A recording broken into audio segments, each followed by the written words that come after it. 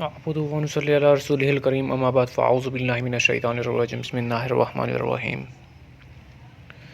جیسا کہ آپ کو معلوم ہے کہ ہم ایکولوجیکل مینجمنٹ پلان پڑھ رہے ہیں، تو ایکولوجیکل مینجمنٹ پلان کہتے ہیں کسی بھی پروجیکٹ کے لیے اس کو تکمیل تک پہنچانے کے لیے جو اسٹیپس لیے جاتے ہیں ہم اس کو کہتے ہیں ایکولوجیکل مینجمنٹ پلان۔ اس کے مختلف اسٹیپس ہوتے ہیں پروسیس کے لیے، جس میں ہمارے پاس یہ 8 دیے ہوئے ہیں۔ تو پہلے اسٹیپ کی طرف آتے ہیں: assessment and inventory, stakeholder involvement, goal setting, ecological zoning, threat analysis, action plan, monitoring and evaluation, legal and regulatory framework. سب سے پہلے ہمارے پاس ہوتا ہے اسسمنٹ اینڈ انوینٹری۔ تو اسسمنٹ کسے کہتے ہیں؟ اسسمنٹ کہتے ہیں the evaluation or estimation of the nature, quality or ability of someone or some thing. Assessment مطلب کہ جائزہ لینا، اندازہ لینا کسی بھی چیز کی کوالٹی کا، ٹھیک ہے، اس کو ہم کیا کہتے ہیں؟ اسسمنٹ۔ اسسمنٹ کیونکہ یہاں پر ہمارے پاس ریاض ایکو سسٹم ہے، وہاں پر ہم کیا کیا چیزیں دیکھ سکتے ہیں، نوٹ کر سکتے ہیں۔ اس میں آ سکتا ہے ہمارے پاس فلورا، سب سے پہلے اس کے جو پودے ہیں ان کی کون سی اسپیشیز ہے، کون سی ورائٹی ہے، ٹھیک ہے، کس ماحول میں پیدا ہو رہے ہیں وہ۔ اس کے بعد فنا آ جاتا ہے، اینیملز۔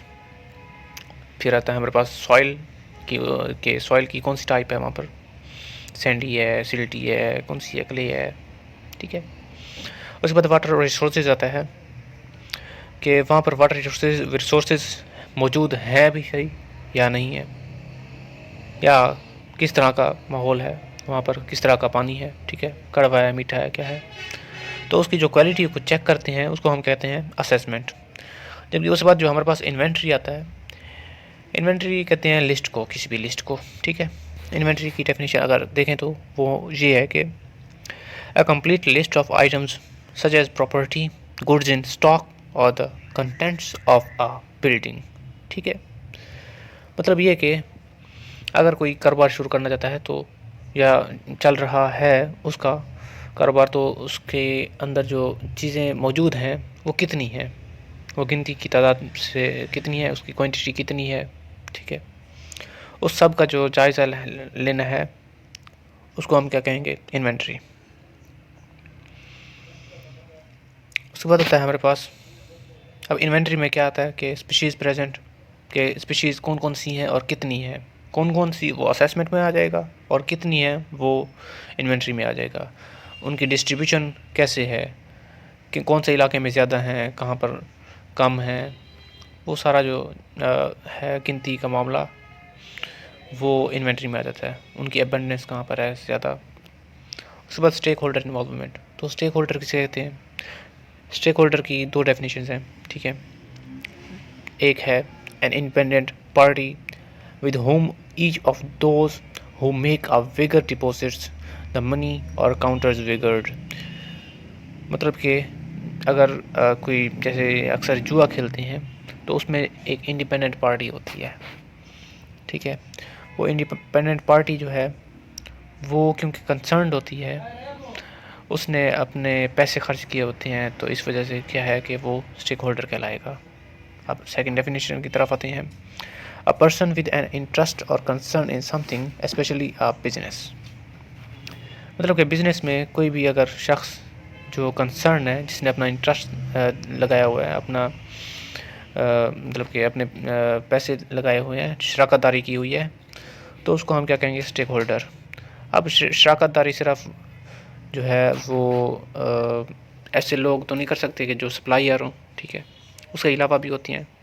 کمپنی میں صرف سپلائر سے کام تو نہیں چل سکتا، اس کے لیے ہمیں امپلائیز بھی چاہیے ہوں گے اور کسٹمرز بھی چاہیے ہوں گے۔ اس کے بعد گورنمنٹ اینڈ ریگولیشنز بھی ہوں گی، کمیونٹیز ہوں گی، انڈسٹری ایسوسیشنز، فنانشیل انسٹیٹیوشنز۔ تو ان تمام چیزوں کی ضرورت پڑتی ہے، ان کا کوارڈینیشن ضروری ہے۔ اگر ان میں سے کوئی ایک بھی ان کا اگر کوارڈینیشن نہیں ہوتا تو اس کی وجہ سے کیا ہے کہ بزنس جو ہے وہ لاس میں چلا جائے گا۔ تو یہ آ گیا اسٹیک ہولڈر۔ اسٹیک ہولڈر کسے کہا تھا ہم نے کہا تھا کہ اسٹیک ہولڈر جو ہے وہ کوئی بھی پرسن ہو سکتا ہے، لیکن اس کا کنسرن ہوگا، کوئی انٹرسٹ ہوگا بزنس میں۔ اس کے بعد گول سیٹنگ۔ اب کیونکہ ہم نے پروجیکٹ بنا لیا ہے، اس کے لیے ہم نے پلان بھی بنا لیا ہے، لیکن کیا ہے کہ اس کے لیے جو آبجیکٹیوز ہیں یا گول سیٹ کرنا وہ ضروری ہو گیا ہے کیونکہ ہم ایکولوجیکل مینجمنٹ پلان پڑھ رہے ہیں، تو اس میں جو گول سیٹنگ ہے وہ مختلف ہو سکتے ہیں، جیسے کہ انڈینجرڈ اسپیشیز یا ایکسٹنکٹ اسپیشیز جو ایکسٹنکٹ اسپیشیز ہیں ان کی باقیات کو بچانا، اور جو انڈینجرڈ اسپیشیز ہیں ان کو محفوظ کرنا، کہ ان کی جو اسپیشیز ہے ان کو ہم نے کیسے بچانا ہے، ٹھیک ہے، اس کے لیے ماحول ہم نے کیسے پرووائڈ کرنا ہے۔ اگر آپ پولر بیئر کو یہاں پر لے آتے ہیں، ٹھیک ہے، پاکستان میں، تو پھر اس کے لیے جو تمام اقدامات ہیں، تمام جو ماحول ہے اس کو مہیا کرنا پڑے گا، ٹھیک ہے، جیسے وہ ٹھنڈا ماحول ہوتا ہے۔ اسی طرح امپروونگ واٹر کوالٹی ہمارا یہ ٹارگیٹ ہو سکتا ہے کہ ہم اس ٹارگیٹ کو اچیو کریں کہ ہم نے پانی کی جو کوالٹی ہے اس کو کیسے ٹھیک کرنا ہے۔ اکثر آپ دبئی چلے جاتے ہیں تو وہاں پر کیا ہے کہ پانی نمکین ہوتا ہے، اس کو ٹھیک کرنے کے لیے کافی سارے پروسیسز سے گزارنا پڑتا ہے۔ اس کے بعد enhancing over all bio diversity, کہ بایو ڈائیورسٹی کو ہم کیسے انہینس کر رہے ہیں، ہم کون سی بایو ڈائیورسٹی کو زیادہ اہمیت دے رہے ہیں یا کس چیز کو ہم کم اہمیت دے رہے ہیں، یا پھر یہ ہوتا ہے کہ ہم اس بایو ڈائیورسٹی کی حفاظت کیسے کر رہے ہیں، ٹھیک ہے، یہ گول سیٹنگ میں آ جاتے ہیں۔ اس کے بعد ایکولوجیکل زوننگ، اب کیونکہ ہم نے پروجیکٹ کرنا ہے تو اس کو ہم جس جگہ اگر پروجیکٹ ہو رہا ہے تو اس جگہ کے گرد اور اس جگہ کے بارے میں ہم معلومات حاصل کریں گے، ٹھیک ہے، کہ وہاں کا جو انوائرمنٹ ہے وہ کیسا ہے اور وہاں کے جو لوگ ہیں وہ کیسے ہیں، ٹھیک ہے، کریکٹرسٹکس جو سینسٹیویٹی ہے کسی بھی ماحول کی، ہیبیٹیٹ آ جاتے ہیں تو وہ کیسے ہیں، کیونکہ یہ ایکولوجیکل زوننگ ہم نے پاکستان میں بھی یہ ڈیوائڈ کیا گیا ہے کہ ہر جگہ تو مختلف موسم ہوتے ہیں، ٹھیک ہے، تو اس موسم کی وجہ سے کیا ہے کہ جہاں پر پروجیکٹ ہوگا اسی کے مطابق ہم اپنا جو پلان ہے اس کی تکمیل کریں گے۔ اس کے بعد تھریٹ انالائسز ہے۔ تھریٹ انالائسز میں potential threats to ecosystem آ جاتے ہیں، بہت سارے تھریٹس ہو سکتے ہیں، ٹھیک ہے، جن کا ہمیں سولیوشن کرنا ہوتا ہے، اور وہ سولیوشن ہم کرتے ہیں ایکولوجیکل مینجمنٹ پلان کے ذریعے۔ تو جو پوٹینشیل تھریٹس ہیں ہمارے پاس، وہ سب سے پہلے آ جاتا ہے انویزو اسپیشیز، ایسے اسپیشیز جو آتی ہیں، ٹھیک ہے، ڈومیننس اپنی کلیم کرتی ہیں، اور اس کے بعد جو دوسری اسپیشیز ہیں ان کو نقصان دیتی ہیں، ان کو ہم کہتے ہیں انویزو اسپیشیز۔